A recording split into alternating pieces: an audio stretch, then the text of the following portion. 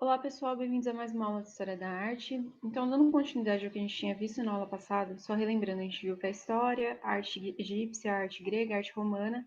Na aula de hoje eu pensei em dar continuidade trabalhando um pouco de Idade Média. Então, lembra que eu falei para vocês que eu ia tentar mobilizar um ou mais conceitos para vocês conseguirem relacionar a esse período, a esse estilo que a gente está vendo? Eu mobilizei para vocês o conceito de arte e religiosidade que a gente já tinha visto com os egípcios. E por quê? No período da Idade Média, sobretudo pensando mais na parte ocidental, ali, europeia, a gente tem a queda do Império Romano através das invasões bárbaras, e a gente tem uma pulverização em vários reinos. A gente tem o reino dos francos, o reino dos visigodos, dos ostrogodos, vários nomes esquisitos, mas que é importante vocês lembrarem o que a gente tem uma ascensão do cristianismo nesse período, a gente tem uma centralização do poder da igreja, tem um controle muito rígido por parte da igreja do que era produzido. A gente tem a arte como um mecanismo de aproximação do fiel aos ensinamentos bíblicos. Então, a gente vai ter uma produção de imagens de santos, vidas de santos, contando as histórias que estão na Bíblia, por exemplo, a paixão de Cristo, tudo aquilo que o fiel não conseguia acessar através da leitura da Bíblia, porque ele não sabia ler, a gente está falando de latim aqui. Então, isso era representado através de imagens para que o fiel conseguisse ver aquilo ali e identificar aquela história como sendo uma história bíblica. Então aquilo ali servia de ensinamento para ele. E aqui a gente tem uma ênfase muito grande no pós-vida. E isso é importante porque, se vocês lembrarem do que a gente viu na aula passada, principalmente, sobretudo nos gregos, a gente tinha uma representação das formas humanas buscando o quê? A perfeição. Então, o belo, lembra daquele conceito que a gente mobilizou do belo, da harmonia, da simetria? A representação dos corpos, ela não era uma representação real no sentido de que se eles fossem me representar, eles me representariam tal qual eu sou, com o meu rosto, o meu corpo, não. Eles iam representar a minha forma na melhor expressão possível que ela pudesse ser. Então, o meu corpo ia ser extremamente simétrico, o que ele não é. É muito difícil alcançar a simetria, por exemplo, em relação ao nosso lado esquerdo e nosso lado direito, mas os artistas, quando eles iam representar, eles buscavam essa perfeição. Aqui a gente já não tem mais essa ênfase na perfeição, no corpo. A gente tem um deslocamento do aqui, do agora, do corpo belo, para a fraqueza do homem perante Deus. Ou seja, o homem é fraco perante Deus e a gente representa isso através do corpo. Essa ênfase no pós-vida, na salvação, ela é muito presente nas representações artísticas desse período. E aqui só mais uma coisa que depois vai ser importante também para quando a gente for trabalhar Renascimento, que é a organização desses artistas nesse período. Não só dos artistas, mas da vida, sobretudo da vida urbana, a partir mais ou menos do século XII, que é organizada através das corporações de ofício. Então a gente tem, ou guildas também, a gente tem artistas que não eram considerados artistas como a gente entende hoje, mas eles eram artesãos, eram pessoas que sabiam ofício justamente porque eles tinham o controle desse ofício. Eles sabiam, por exemplo, como fazer uma mesa, eles sabiam como fazer, sei lá, uma estátua ou uma pintura. E o que eles faziam? Eles se reuniam nessas corporações, nessas guildas, e eles produziam, eles escreviam o que eles faziam. Por exemplo, para fazer uma têmpera, você tem que misturar a clara de ovo com tal coisa, com tal pigmento. E nisso a gente tem como uma fonte muito importante desse período, fonte, eu estou sempre associando a documento, algum dos outros professores de história já deve ter trabalhado isso com vocês, que é uma fonte muito importante sobre esse período, que são os receituários. Então a gente tem lá o artista da Guilda dos Artesãos, ele deixava lá um mestre, para você fazer essa tinta você precisa misturar isso e isso, e os aprendizes, porque eles tinham uma hierarquia. Então eu tinha o mestre, que já sabia fazer aquilo ali, e ele tinha aprendizes. Então ele deixava os ensinamentos ali através desses receituários, e os aprendizes simplesmente seguiam esses receituários. Então depois, essa ênfase que a gente tem, depois no Renascimento, e assim por diante, assim, na arte moderna, na arte contemporânea, no artista enquanto pessoa, ela ainda não está muito presente aqui. Por quê? Porque eles são reunidos nessas corporações. Então, não faz muita diferença quem exatamente pintou aquilo ali. pelo menos até o século XIV. Ali é tal corporação que fez. Depois a gente vai ter uma ênfase maior no eu, no artista, na peculiaridade do artista, como, por exemplo, a gente fala do Da Vinci, ou do Michelangelo, ou do Botticelli. Então, aqui a gente tem essa organização mais coletiva, passando os saberes de mestre para aprendiz. E aqui eu coloquei alguns mapas para vocês se localizarem do que eu estou falando quando eu quero dizer, a gente está falando mais da parte ocidental. Isso daqui é a Europa, mais ou menos em 526. Eu não gosto dessas datas muito exatas, mas tudo bem.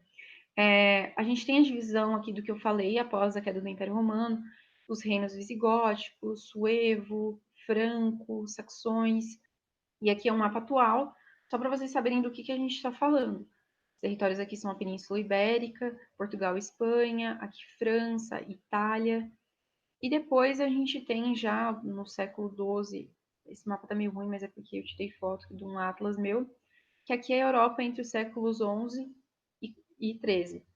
Então aqui a gente tem já o Reino de Castela, o Reino da França. Então só para vocês perceberem que esses territórios eles mudaram consideravelmente ao longo desses 10 séculos, porque 10 séculos é um período muito longo. Na pintura, a gente tem uma continuidade muito grande, apesar de a gente tem dois principais estilos nesse período que eu vou abordar mais para frente, eles traçando algumas diferenciações, que é o estilo românico e o estilo gótico. Mas na pintura a gente não tem uma diferenciação ainda muito grande. O que a gente tem de pintura na Idade Média, ela tem pouquíssimas alterações. A gente só começa a ter alterações mais para o fim da Idade Média, que é quando a gente já está entrando nesse período chamado Renascimento.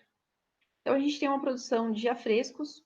Os afrescos, eu não sei se vocês lembram, mas só retomando, são aquelas pinturas feitas diretamente na parede, sob uma camada fina de argamassa ou de gesso, em que o artista passa essa argamassa ou esse gesso na parede, espera mais ou menos secar, faz a pintura e quando aquilo está completamente seco, aquela pintura fica ali na parede. Então é um suporte muito importante, é um suporte que permitiu que a gente tenha muito registro do que foi produzido, principalmente porque esses afrescos eles estão contidos dentro de muitas igrejas.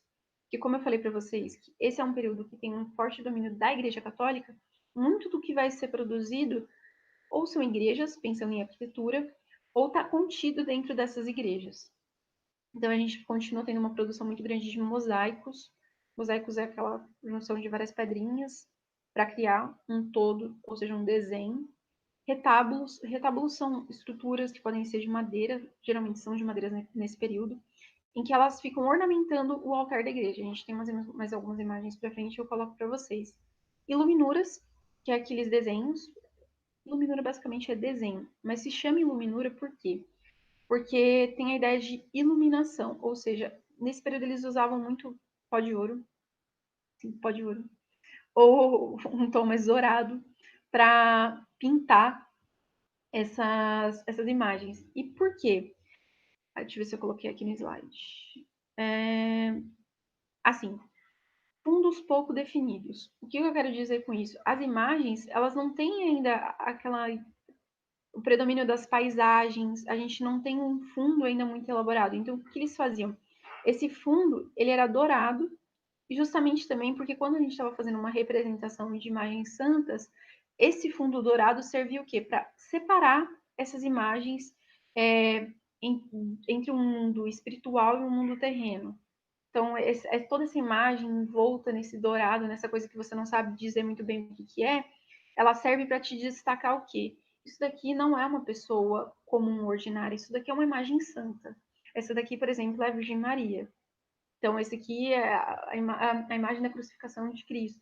Então, eles colocavam esse fundo pouco definido justamente para conseguir fazer essa diferenciação entre o que era laico, o que era secular e o que era espiritual, narrando essas histórias bíblicas. E, bom, como eu adiantei aqui, os temas religiosos, a gente tem narração de vidas de santos, e temas seculares, seculares é sempre ligado a uma coisa mais laica, não é ligado à igreja. A gente tem feitos heróicos de guerreiros. E aqui eu coloquei cruzadas porque é majoritariamente o que a gente tem de registro de temas seculares ou laicos. Não sei se vocês lembram, mas a partir do século XI, se eu bem me lembro, a gente tem o início das Cruzadas, que era aquele processo de retomada da Terra Santa, de Jerusalém, dos bárbaros. Então, esses feitos eles foram narrados, sobretudo em Luminuras, que nos lembra nos livros que eu mostrei para vocês, ou através de miniaturas também nos livros. E aqui eu acho isso é uma coisa bem importante de destacar, se a gente estiver comparando o que era feito antes com o que vai ser feito depois na pintura. A bidimensionalidade, ou seja, a ausência de perspectiva, a gente viu isso com os egípcios. Lembra da lei da frontalidade? O sujeito sendo representado numa visão frontal, mas também numa visão de perfil? Então, aqui a gente tem uma representação que ela não é próxima do que seria o real e também no sentido da tridimensionalidade. A perspectiva ela vai ser trabalhada, sobretudo, no Renascimento. Tem um artista que ele é considerado um artista medieval, que é o Giotto, que ele já está mais para o século XIII e XIV, em que ele sim começa a trabalhar a noção de perspectiva. Então, a noção de perspectiva ela já aparece muito fortemente, e o Giotto é o precursor da perspectiva. Mas a gente viu também na aula sobre os gregos aquela técnica do engana-olho, lembra? Da história dos Zeus e do Parrácio, em que um pintor pintou o cacho de uvas e o passarinho veio bicar de tão reais que elas pareciam, e o outro pintor pintou uma cortina por cima do quadro e o outro pintor foi lá tirar a cortina como se ela fosse real. Então, essa é a noção de perspectiva que traz essa noção de realismo para a pintura. Quando a gente tem essas figuras chapadas, é muito difícil a gente conseguir trazer para o real essa imagem. E a gente também tem um uso de cores cheias e sem sombras. Eu acho que é mais fácil colocar a imagem. Então, aqui, lembra que eu falei para vocês agora sobre a questão da perspectiva? A gente não tem perspectiva aqui. Ou seja, essa figura, ela não passa para a gente uma noção de tridimensionalidade, ela está muito chapada. E aqui a gente consegue perceber isso mais claramente porque a gente não consegue dizer como é que essas figuras estão se organizando aqui, elas estão amontoadas uma em cima da outra. Por quê? Vamos repartir esse desenho. Aqui a gente tem um trono, certo? Então vamos pensar que esse trono está aqui. E onde estão essas figuras se elas estão ao lado desse trono? Se elas estivessem todas ao lado desse trono, elas deveriam estar todas sequenciadas, ou seja, uma atrás da outra. Mas como eles não tinham recurso ainda para trabalhar isso na imagem, o que eles faziam? Eles apresentavam assim, uma em cima da outra, para dar essa ideia de que elas estão uma ao lado da outra. Mas como eles não tinham esse recurso, eles fazem assim. E também aqui a gente tem o uso do fundo dourado, que eu falei para vocês para destacar esse caráter não só religioso, mas espiritual dessas figuras que estão sendo representadas. E a presença, sobretudo, da auréola. É muito comum. Se vocês verem a auréola, é uma figura santa. E a coisa que eu acho mais bizarra que são esses baby Jesus aqui. As crianças, elas são representadas com feições adultas. Então você tem um mini adultinho na imagem. Aqui o Jesus, ele tem corpo de criança, mas a cara dele não é de criança, a expressão dele não é de criança. Então, aqui está contando uma história, crucificação de Cristo. Isso daqui era bem comum, é um tríptico, ou seja, ele é dividido em 3 partes, é uma estrutura de madeira, que é têmpera sobre a madeira. E o que eu ia falar para vocês em relação às cores, aqui a gente não tem o uso de sombras. Eu vou colocar aqui uma imagem para vocês que demonstre o uso da sombra, só para vocês terem um comparativo do que eu estou falando. As cores cheias aqui, porque a gente não tem muita gradação de cor. Então a gente tem, por exemplo, aqui seria um azul, né? Mas tá mais, parece mais um preto, mas é um azul, porque o manto da Virgem Maria é azul. O vermelho, que essas vão ser as cores características para representar Maria e vai perdurar. O azul, sobretudo, o vermelho, o dourado, então são cores, é uma paleta muito reduzida. A gente não tem uma gama muito grande de cores sendo utilizadas aqui. E a falta de rigor anatômico. As cabeças, elas são muito grandes, as mãos, essa daqui até que tá razoavelmente normal, mas porque ela já é do século XIV. Tem umas, assim, do século VII, VIII, que são bem absurdas, eu acho que eu coloquei algumas. As mãos, elas são muito longas, os pescoços também, às vezes, são muito longos. O corpo é muito pequenininho em relação à cabeça, o restante dos membros. Então, a gente tem essa falta de rigor anatômico e a criança que era representada como se fosse adulto. E a hierarquização dos elementos. Eu acho que eu falei, mas eu não apontei diretamente isso. Tá vendo que aqui eles são meio que escalonados assim? Normalmente, as pessoas que estão mais aqui na frente, elas são as pessoas mais importantes, são mais destacadas na pintura. A gente consegue ver isso, principalmente pensando aqui na representação da Virgem com o menino. Porque ela ocupa o espaço central e é um espaço muito grande na pintura, ou seja, esse é o elemento que está sendo destacado aqui. E às vezes a gente tinha aqui na lateral a representação de figuras que queriam que fossem destacadas nessa imagem. Por exemplo, ou um santo local, vamos supor que isso daqui fosse feito para Siena, na Itália, ou para Florença. E eles queriam destacar o patrono ou o santo dessa cidade. E eles colocavam ele aqui mais próximo de Maria. Então, essa é uma coisa muito recorrente, que é a hierarquização dos elementos ou das figuras conforme sua importância. Bom, esse aqui eu já falei com vocês. Aqui, a gente consegue ver um pouco mais. Aqui a presença da auréola, embora um pouco apagada. O manto azul, que é característico da Virgem. Esse rosto com uma boca muito pequenininha, um nariz muito alongado. Então, a gente não tem ainda uma figura que se aproxime pelo menos do humano, por assim dizer. Porque, óbvio, a gente não sabe como era Maria. Para algumas pessoas, tem até dúvida se Maria existiu ou não, mas eu não vou entrar nesse caso. Mas a gente não consegue nem associar diretamente a uma forma humana. Eu não consigo enxergar uma mulher com essas feições, com esse rosto. E muito menos uma criança com esse rosto. É extremamente esquisito. Mas era a representação que era feita no período, sobretudo das crianças aqui. O fundo dourado, novamente, para destacar a santidade do que está sendo representado. Aqui é uma imagem expandida dessa obra que se chama Maesta. É do Duccio de Bonacena, é do século XIV, aqui do início do XIV. E novamente a gente tem algumas características que eu queria ressaltar com vocês.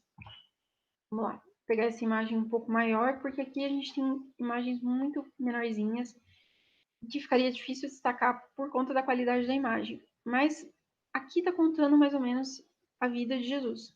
Aqui a gente tem o anjo Gabriel nesse cantinho, anunciando a vinda do menino para a Virgem. Aqui a gente tem o nascimento, a visita dos 3 ex-magos. E aqui vai contando tudo, tem o momento da paixão de Cristo, a morte de Maria. E nesse meio, pulei demais. A gente tem novamente a Virgem centrada na imagem, ou seja, ela ocupa grande parte do espaço dessa imagem. O manto azul, as cores vermelhas, novamente destacando que isso é um contínuo na representação da Virgem Maria. O menino Jesus. A maioria das imagens que tiver com a Maria nessa posição sobre um trono vai se chamar Maria e o menino entronada, porque ela está sobre o trono. Aqui já a auréola representa representação da santidade das figuras aqui. E lembra que eu falei para vocês que a gente tem uma hierarquização dos elementos que estão sendo representados na imagem? Aqui a gente tem a representação de alguns santos. A gente tem São João, se não me engano, é esse daqui. E a gente tem aqui Santo Anselmo, que eu acho que é Santo Anselmo, que é o patrono da cidade de Siena, que é para onde essa imagem está sendo produzida, para a Igreja Matriz de Siena. Hoje ela está num museu, mas ela ficava numa igreja. Então a gente tem a representação dele aqui muito próximo do trono da Virgem, ou seja, destacando a sua importância. A gente tem os apóstolos aqui do lado também. E sem dúvida, eu acho que isso daqui muitos de vocês já devem ter ouvido falar, já devem ter visto muito deles, porque eu não sei onde tem aqui em Campinas, porque eu sou de São Paulo. Mas em São Paulo a gente tem o mercado municipal e os vitrais, eles são característicos desse período e eles são muito relacionados ao período gótico, ao estilo gótico que vai se desenvolver a partir do século XII. O gótico, ele foi importante, sobretudo a partir dos vitrais, porque eles não só permitiram a elevação das estruturas das igrejas, que eu vou falar mais para frente, mas ele também permitia, lembra que eu falei que a produção de arte produção artística nesse período estava muito ligada também a uma função didática de ensinar os fiéis daquilo que estava sendo falado na Bíblia, já que eles eram analfabetos. Os vitrais, eles são muito importantes porque eles servem de narrativa também dessas cenas. Então, aqui a gente tem a crucificação de Cristo. Aqui, eu acho isso aqui absurdo, porque é enorme. É no Duomo de Milão. Então, são vários pequenos vitrais organizados contando várias histórias. E eu acho interessante porque ele não só tem essa imagem, que é extremamente difícil a fabricação desses vitrais, porque as cores elas são fundidas, porque é vidro, para elas ficarem ali, elas são fundidas, são estruturas extremamente pesadas, porque elas têm que vir junto com uma estrutura de aço para conseguir segurar todos esses vidros e também conseguir suportar o peso das paredes. E eles permitem a entrada de luz no ambiente. Então, o vitral ele foi muito importante, não só por toda essa questão da narrativa que está sendo feita ali através desses desenhos, mas também por conta da permissão da entrada de luz nos ambientes. Porque, como a gente vai ver na arquitetura, os ambientes eles eram muito fechados em a produção de miniaturas. Aqui eu separei alguns temas laicos, seculares, porque a gente está vendo muita coisa relacionada à igreja e essa não foi toda a produção do período. A gente tem, sim, a produção de temas seculares, como eu falei no início. Aqui são dois temas ligados às cruzadas. Essa daqui, se eu não me engano, é sobre a segunda ou terceira cruzada, que ocorre o cerco de Jerusalém. Eu não lembro de jeito, porque são muitas cruzadas, mas acredito que tenha sido por aí. Representando o cerco que ocorreu na cidade. E aqui a miniatura da Batalha de Ascalão, que, se eu não me engano, foi na primeira cruzada. Não, acho que essa é a primeira cruzada. Anyway, continuando. E chegando no campo da arquitetura, que, sem dúvida, é o que eu considero que tem mais peso quando a gente fala em arte medieval, e principalmente, detalhe, é o que cai mais no vestibular, eu queria fazer o destaque aqui para os dois estilos que eu falei para vocês, que é da arte românica e da arte gótica. A arte românica ela é um estilo que deriva diretamente da arte romana, por isso românico.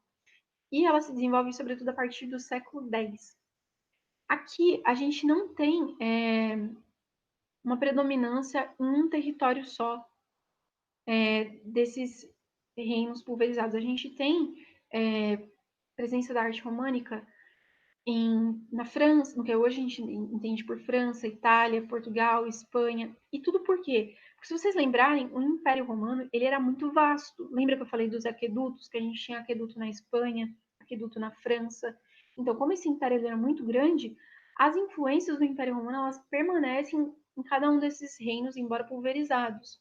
Então, aqui, a arte românica ela é a que mais, eu acho que produziu nesse período e teve mais variação dentre esses diferentes territórios, porque se vocês lembrarem, a gente pode até se vocês pensarem, né?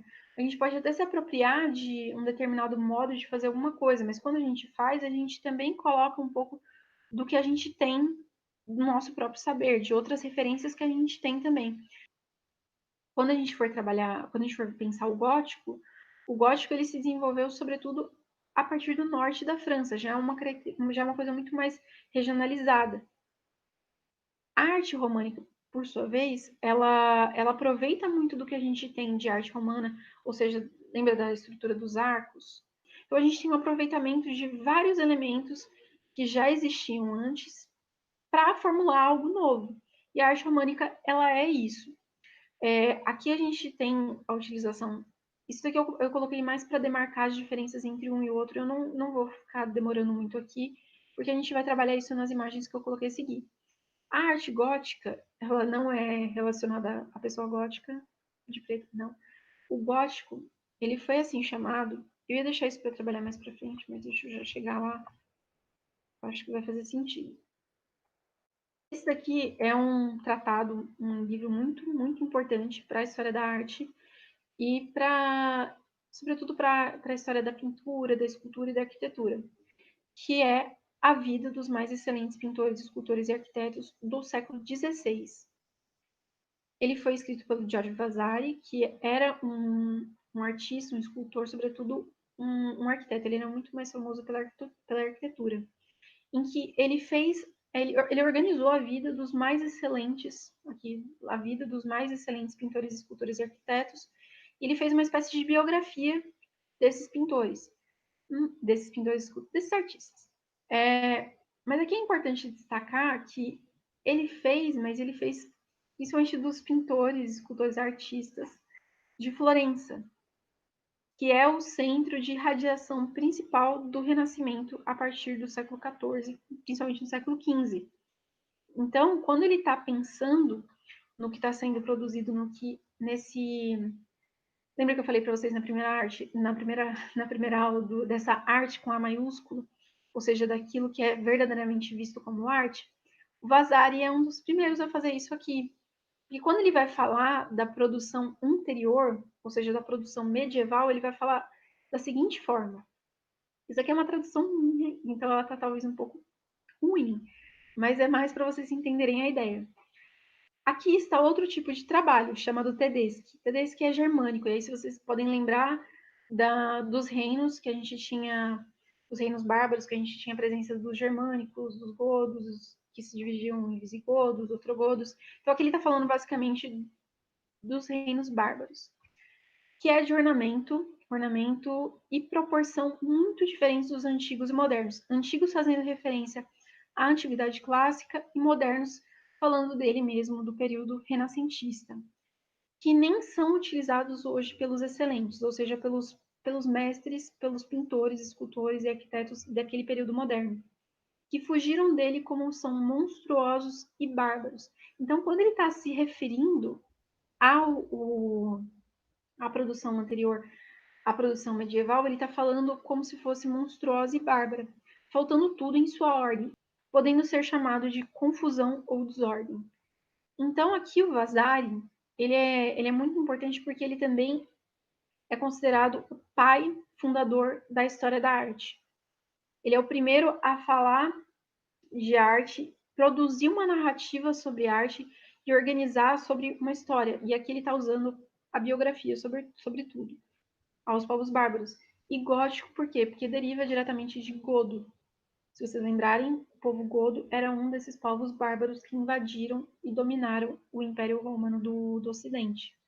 Então, aqui a gente já tem uma primeira menção nada positiva do que estava sendo produzido na Idade Média pelo Vasari, que é essa figura muito importante para a história da arte em si, não só para a produção artística. Além dele ser artista, ele é considerado o pai fundador da história da arte. Bom, então aqui eu tinha parado nas diferenciações entre um e outro. A abóbada de berço, ela é basicamente essa abóbada mais redonda. Ela deriva diretamente dos arcos romanos.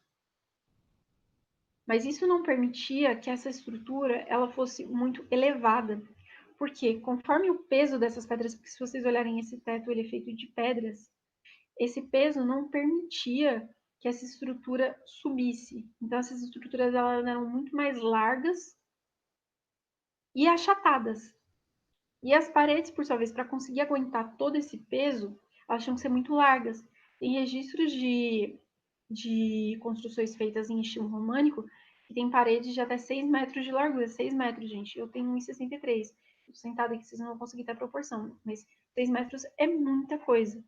Tudo isso para conseguir aguentar o peso dessas estruturas. E aqui já no estilo gótico das construções, a gente tem a substituição dessa abóbada de berço pela abóbada de cruzaria, que é essa abóbada mais cruzada. Na produção da arquitetura gótica, a gente tem edifícios muito mais elevados.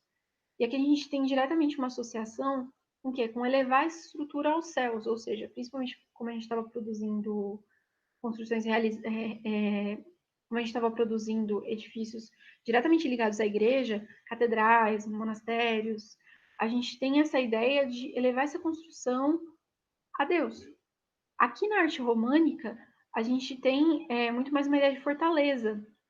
Então, quando a gente pensa nessas construções românicas, a gente está pensando muito mais numa fortaleza de Cristo, ou até mesmo quando a gente pensa nos castelos, uma fortaleza no sentido de proteção a invasões inimigas.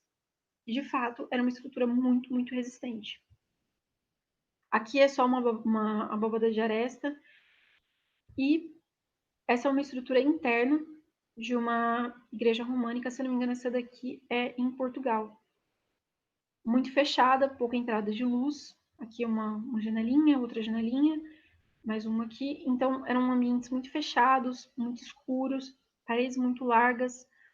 Já aqui no gótico, a gente tem uma elevação muito grande dessa estrutura, como vocês podem ver aqui. Isso aqui é muito alto, isso daqui é um banco, só para vocês terem uma ideia.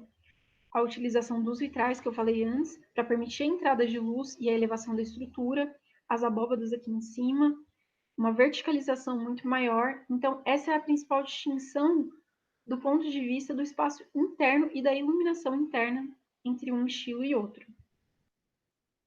A utilização do arco em ogiva pelos góticos em relação ao arco redondo utilizado pelos românicos. Vocês me desculpem porque eu não tenho muito talento para explicar isso fisicamente, qual é o impacto diretamente disso, mas tem uma importância muito grande. Eu coloquei aqui 3 exemplos de catedrais para vocês conseguirem comparar comigo essas diferenciações. Isso aqui é a sede de Coimbra, em Portugal, e ela é uma igreja românica, e vocês podem ver aqui a utilização dos arcos. Ela é um pouco mais baixa, eu esqueci de colocar aqui as dimensões de cada uma delas, mas ela é um pouco mais baixa. A gente não tem muita entrada de luz, porque vocês podem ver, ela é muito fechada. Aqui a gente tem um pórtico só de entrada, ou seja, uma só porta, organizada através desses arcos. A sede de Lisboa, ela é uma junção já, porque ela é feita não só com o estilo românico, mas ela também já tem uma influência do gótico. E isso a gente pode olhar muito claramente comparando essas três. Se vocês olharem aqui em cima, é muito parecido, mas essa estrutura aqui já é muito parecida com a Notre Dame. Essa rosácea, ela é uma das marcas do gótico nas igrejas.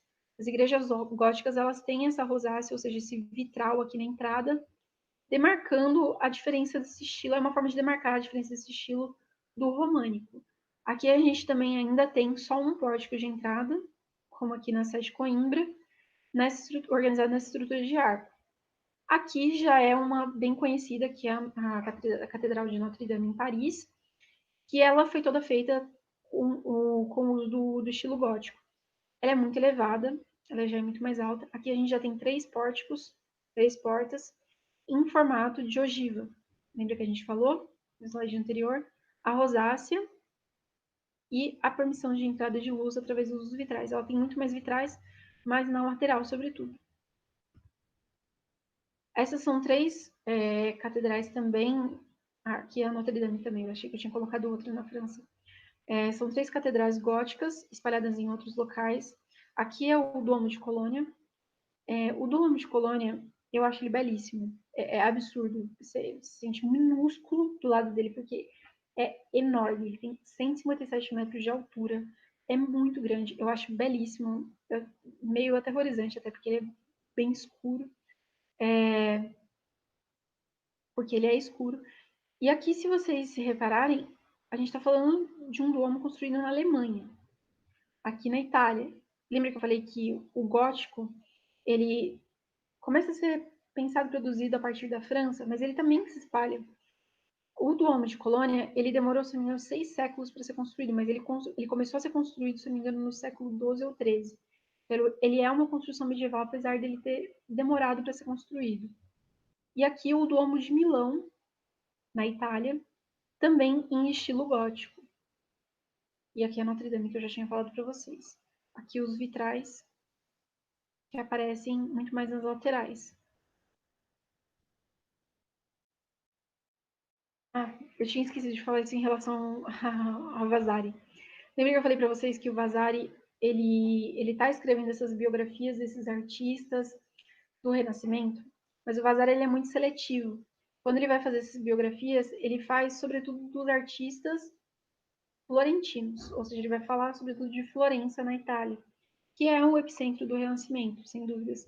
Mas ele vai enaltecer muito mais essas figuras. Depois, na reedição desse livro que ele fez, ele vai incluir também, se eu não me engano, alguns artistas de Veneza, mas principalmente são artistas de Florença. E aqui, sobre o Michelangelo, ele vai falar como a mão do artista pôde realizar de maneira tão divina, em tão pouco tempo, uma obra tão admirável. Parece um milagre que uma rocha informe tenha atingido uma perfeição tamanha que a própria natureza só raramente a modela na carne. Do que ele está falando aqui, meus queridos? Ele está falando da Pietà, que é uma das obras mais famosas do Michelangelo. Depois não vou nem hierarquizar com a Capela Sistina, mas a Pietà é muito famosa porque o Michelangelo era muito conhecido pelas esculturas que ele produzia. Ele era um excelente escultor. Então aqui é uma estrutura de mármore em que ele foi esculpindo até chegar nessa forma da Pietà. Então o Vasari, o que ele está fazendo? Ele está enaltecendo a figura do Michelangelo enquanto artista, enquanto escultor. Então tem esse bairrismo muito presente no livro do Vasari. Então, quando ele vai falar dos góticos, não é só porque ele está vendo diferenças entre o que estava produzindo antes e no Renascimento, mas também porque ele pretende enaltecer aquilo que estava sendo produzido naquele período. Assim, eu decidi incluir aqui para vocês, embora eu não tenha muita informação a respeito, não é uma coisa muito difundida, mas eu resolvi só colocar para vocês terem alguns dados sobre o Império Bizantino. Não sei se vocês lembram, mas a gente tem o cisma do Oriente com o Ocidente, e a gente tem a divisão do Império Romano entre o Império Romano do Ocidente e o Império Romano do Oriente, que marca justamente o início e o fim da Idade Média.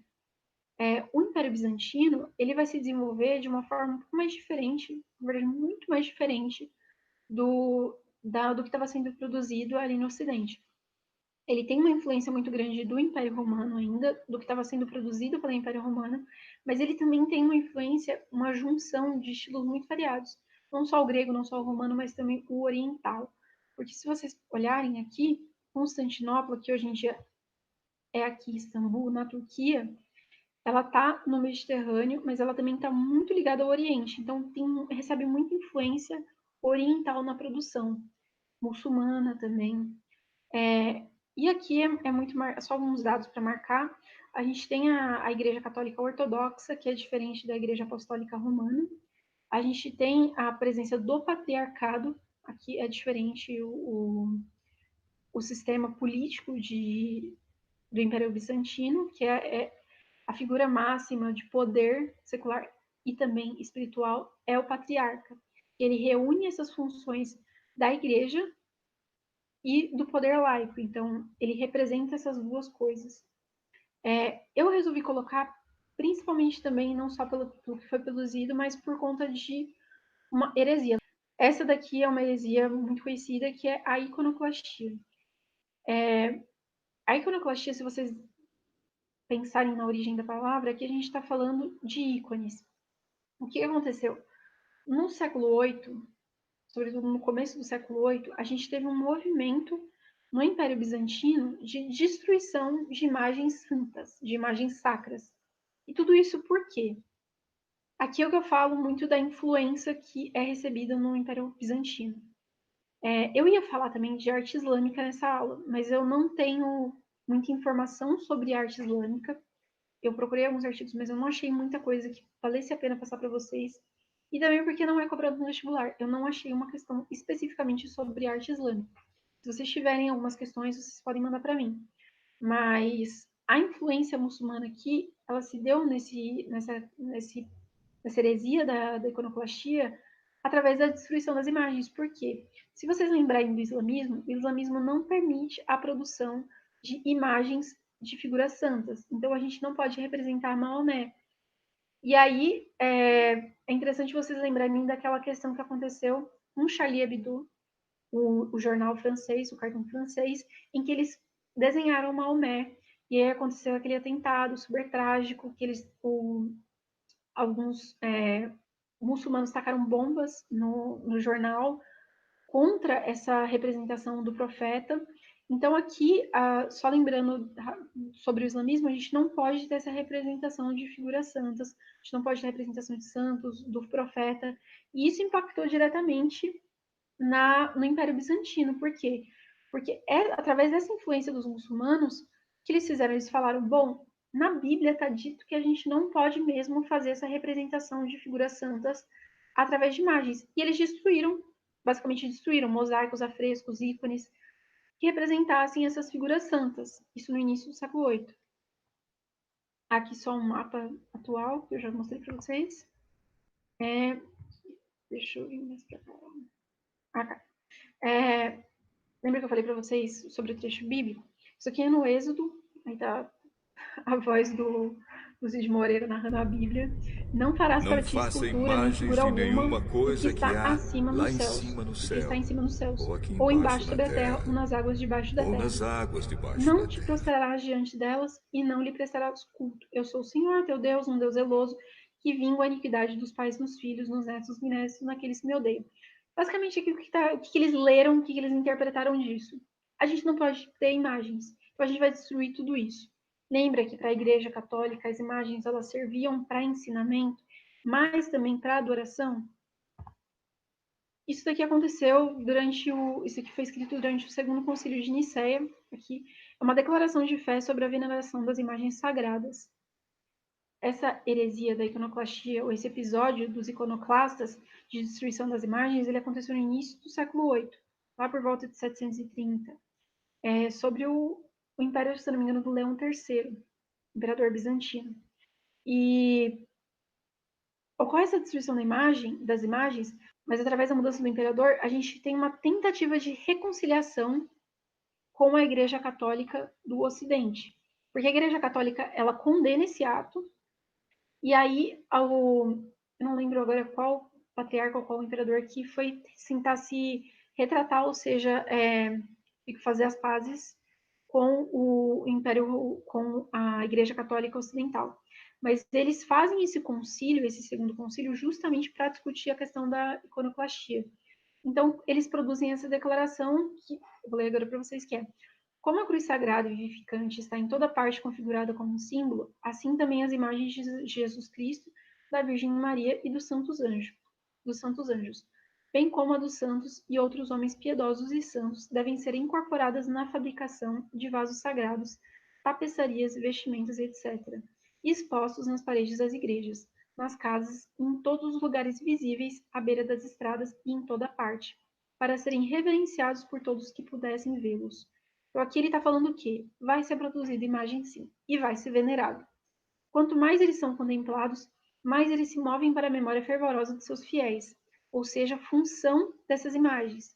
Então, essas imagens elas têm um caráter didático que vão ensinar esses fiéis essas histórias bíblicas. Portanto, é apropriado conceder-lhes uma veneração fervorosa e reverente, não, no entanto, a verdadeira adoração, que, de acordo com a nossa fé, pertence somente ao ser divino. Então, o que eles fazem aqui para tentar acalmar as coisas? Eles falam, a Igreja Católica, nesse caso, do Ocidente, fala: olha, a gente vai continuar produzindo imagens sim, e vocês, Império Romano do Oriente, têm que continuar produzindo também. E vocês vão adorar essas imagens, porque elas não só devem ser adoradas porque representam figuras santas, mas também como elas têm esse caráter didático, porque elas ensinam os fiéis, e aqui eles fazem uma distinção. A adoração às imagens, ela não é a mesma adoração devotada ao ser divino. Então, eles estão basicamente legitimando aquilo que eles fazem na igreja católica no Ocidente, que é essa adoração das imagens. Então aqui eles fazem as pazes através desse concílio, mas no início do século IX, ou seja, alguns anos só depois, é de novo condenada a adoração de imagens no Império do Oriente, ou seja, no Império Bizantino. Então essa questão da iconoclastia, ela é muito presente nesse período, sobretudo do século VII até o século, sobretudo do século VIII até o século X, que é esse período de, e aí, devemos adorar imagens ou não? Isso tem um impacto direto na produção que a gente tem no Império Bizantino, porque a gente não tem muitas fontes, a gente não tem muitos suportes que permaneceram desse período, porque a gente não teve a produção. Essa daqui é uma tábua do século VI e VII, com o santo Sérgio e Baco. Esses santos, eles foram santificados, mas eles eram dois militares romanos e eles foram agraciados, eles foram canonizados como santos. E aqui é uma tábua com a representação. Parece muito com a representação que a gente tem de imagens no Ocidente, ali no que eu falei para vocês no início da aula. Essa daqui é uma imagem que eu gosto de trabalhar, por quê? Porque tem toda uma discussão sobre quem são esses santos, qual é o papel deles, por que eles são representados sempre juntos. Mas a gente tem uma produção muito grande aqui nesse período também de mosaicos, e isso é uma influência não só romana, mas também oriental na produção dos mosaicos bizantinos, porque eles têm uma produção um pouco diferente. E lembra que eu falei que tem a ausência da tridimensionalidade? Aqui também continua a mesma coisa.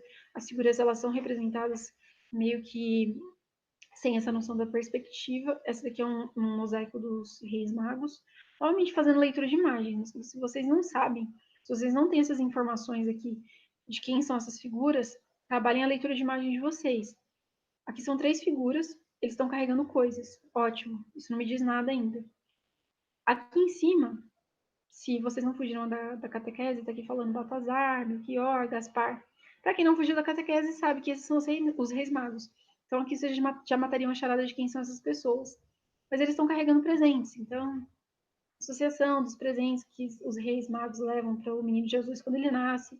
Então, a leitura de imagens ela é importante porque ela dá para vocês algumas características que talvez vocês não tenham através dos dados que são dados de o que é, qual é o nome, quando foi produzido. Então, frisando novamente, a importância de vocês prestarem atenção no que vocês estão vendo. Aqui, novamente, a presença da auréola, ou seja, a santificação dessas figuras que estão sendo representadas aqui, a imagem de Jesus. E na arquitetura a gente tem uma diferença em relação à produção ocidental, que aqui tem muito mais influência muçulmana. Então aqui a gente tem um formato muito mais quadrado dessa estrutura arquitetônica.